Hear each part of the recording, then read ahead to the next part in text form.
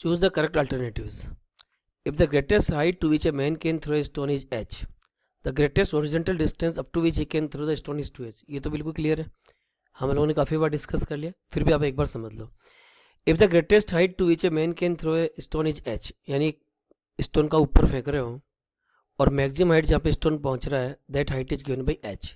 तो जिस स्पीड से फेंकोगे वो स्पीड है सपोज u. तो all of you know u is return as √2gh. ये लॉजिक तो आपको पता ही है, ठीक है.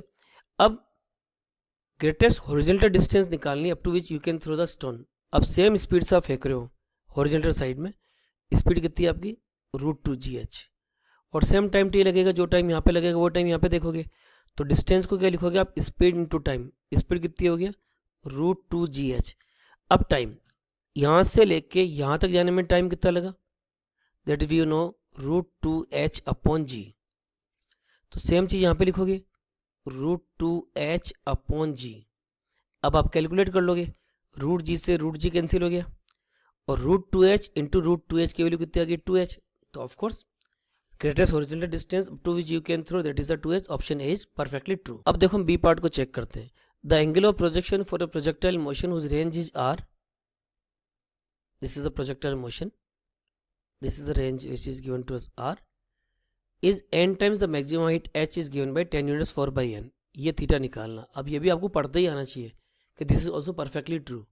हमने क्या पढ़ा है, r equal to 4h upon tan theta. ये हमारा बेसिक फॉर्मूला है, ठीक है. अब यहाँ पे दे रखा है angle of projection for projectile motion उस range r is n times the horizontal height maximum height. तो r की जगह क्या लिखोगे, N H equal to 4h upon tan theta. h से h कैंसिल हो गया, सॉरी n तो रहेगा. टेन थीटा की वैल्यू यहाँ से क्या लिखोगे 4 अपॉन n. तो थीटा की वैल्यू क्या आ जाएगी tan यूनिट्स 4 अपॉन n. तो ऑप्शन बी पे आपका सही हो गया. अब हम लोग सी पार्ट को देखते हैं. The time of flight t and horizontal range r of a projectile are connected by the equation gt square equal to 4r tan theta where theta is the angle of projection. तो हम लिखते हैं left hand side को लिख लो आप gt square. अब right hand side लाने की ट्राई करो.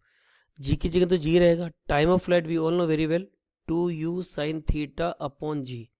इसका होल स्क्वायर कर लो तो इट इज जी. ये कितना हो गया आपका 4u square sine square theta upon g square.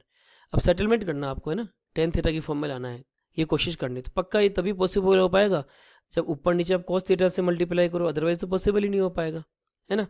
अब आगे आप क्या कैलकुलेट करोगे, रेंज और टेन थीटा में सेटलमेंट करते हैं. तो इसको ओपन कर लेते हैं पूरा, थोड़ा इजी हो जाएगा हमारे लिए. 4 को लिखोगे 2 इंटू 2, यू स्क्वायर को लिखोगे u into you, sign square theta को क्या लिखोगे sine theta into sine theta cos theta, और एक जी और ऊपर, तो जी को भी लिख लो यहाँ पे, आगे लिख लेते हैं, अपॉन नीचे क्या है जी स्क्वायर जी इंटू कॉस थीटा. ठीक है जी. अब रेंज, सबसे पहले रेंज में आओ. रेंज का फॉर्मूला अगर आपको ध्यान हो तो क्या होता है, ये होता है आपका u square sine 2 theta upon g. ये रेंज होता है ना, यानी यू स्क्वायर आ गया, ठीक है. उसके बाद साइन 2 थीटा यानी 2 sine theta and cos theta upon g. तो रेंज तो सेटल हो गया आपका. अब टेन थीटा क्या हो जाएगा आपका sign theta upon cos theta. ये भी आपका सेटल हो गया. अब बचना चाहिए 4, लेकिन आप ध्यान से देखो तो यहाँ पे क्या बच रहा है, ओनली 2 बच रहा है. तो अगर यहाँ पे 4 की जगह 2 होता तो राइट आंसर हो जाता है, लेकिन यहाँ पे 4 है तो रॉन्ग हो गया. तो ऑप्शन सी इज रॉन्ग. अब हम लोग ऑप्शन डी को पढ़ते हैं. A ball is thrown vertically up. एक बॉल को आपने ऊपर फेंका vertically up. Another ball is thrown at angle theta with the vertical. ये फर्स्ट बॉल है और सेकंड बॉल को आपने थ्रो किया with at angle theta with the vertical. Both of them remain in the air for the same period of time. यानी दोनों के लिए सेम सिचुएशन है, यानी वर्टिकली ऊपर जाना नीचे आने में सेम टाइम लगता है. तो ये तभी पॉसिबल हो पाएगा जब दोनों का वर्टिकल कंपोनेंट सेम हो. अगर यहाँ पे वर्टिकल यू वाई है तो पक्का है इस यू का यू कॉस थीटा लोगे वो भी कितना आना चाहिए U Y, that should be same, तभी दोनों सेम टाइम के लिए रहेगी. Then the ratio of the height attain by the two ball. अब हमें हाइट निकालनी है, तो वर्टिकल हाइट का हमारा फॉर्मूला क्या होता है, H is given by you vertical square upon 2g. दोनों के लिए वर्टिकल कंपोनेंट सेम है यू वाई, तो दोनों के लिए हाइट भी क्या होगी सेम. तो ratio of the height attain by the two ball will remain same. Option D is two 1:1. यानी इस क्वेश्चन नंबर 10 का अगर हम लोग करेक्ट अल्टरनेटिव देखेंगे क्या आएगा, ए भी आएगा, बी भी आएगा और डी भी आएगा.